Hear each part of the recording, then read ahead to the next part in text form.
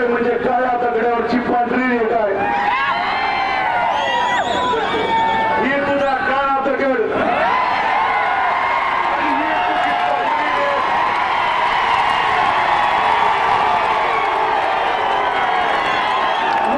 पंढरपूरच्या गुलाम आहे तर मंगळवारच्या ठिकाणी गुलामच्या ठिकाणी आणि इथून पुढच्या काळात जिल्हा परिषद असेल, पंचायत समिती बंधूनो खऱ्या अर्थाने अंतकरणपूर्वक ऋणपूर्वक कुणाचं ऋण व्यक्त करायचं असेल तर भगीरथ या 5 वर्षात लढला, त्या लढायला बळ जिथल्या खऱ्या अर्थाने उपस्थित माझ्या बायबाप करून सरकारने माता भगिनी यांनी सरकारने दिलं. माझा बाप खऱ्या अर्थानं आज जिवंत ठेवण्याचं काम तुमच्या संघर्षानं, स्वाभिमानानं, तुमच्या लढाईनं, तुमच्या त्या ठिकाणी कार्यकर्त्यांची निष्ठा, प्रेम काय असतं या खऱ्या अर्थानं भारताला जिवंत ठेवण्याचं काम तुम्ही त्या ठिकाणी केलं. त्यामुळे तुमच्या अंतकरणात, तुमच्या त्या ठिकाणी या केलेल्या कामात भगीरथ बालके आणि बालके कुटुंब कधी त्या ठिकाणी उतरा येऊ शकत नाही. पण या पुढच्या प्रिन्सला आणि त्याच्या बगल बच्च्याला सांगणार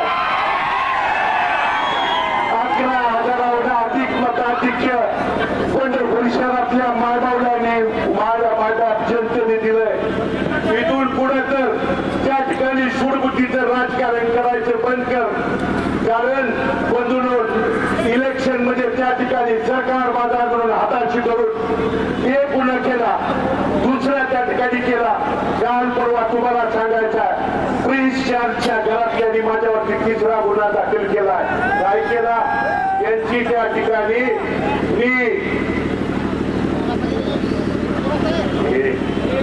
यांची उतारे दाखवले, यांचा भ्रष्टाचार दाखवला.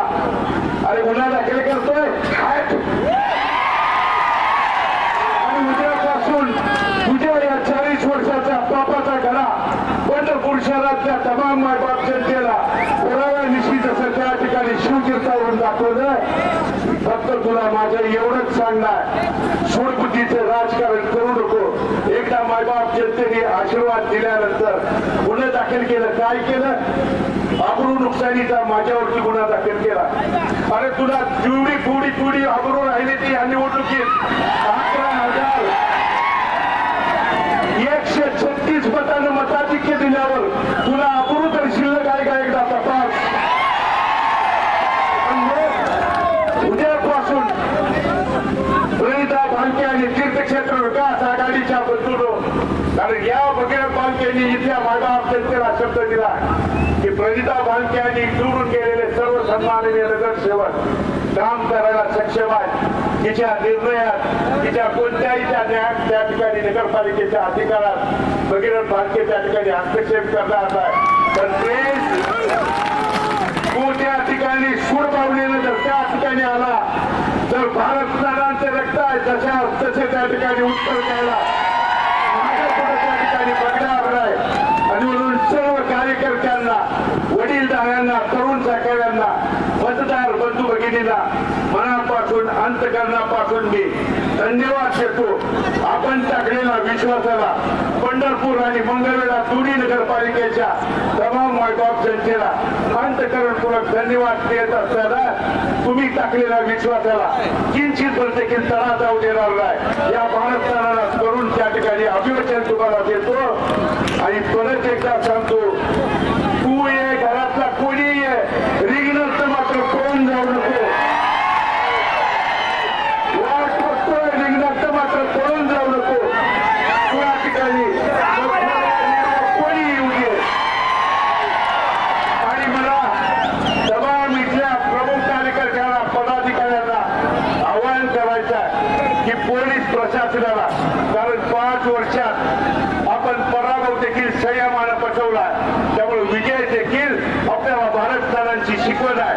संयमानं, शांततेत त्या ठिकाणी घेऊया. आणि तुम्ही बरेच त्या ठिकाणी म्हणत होता दंड ठोकता. अरे दंड यासाठी ठेवलाय, त्याला निघणार तर येऊ द्या. आल्यावर त्या ठिकाणी दंडाचं बघतो. बंदी या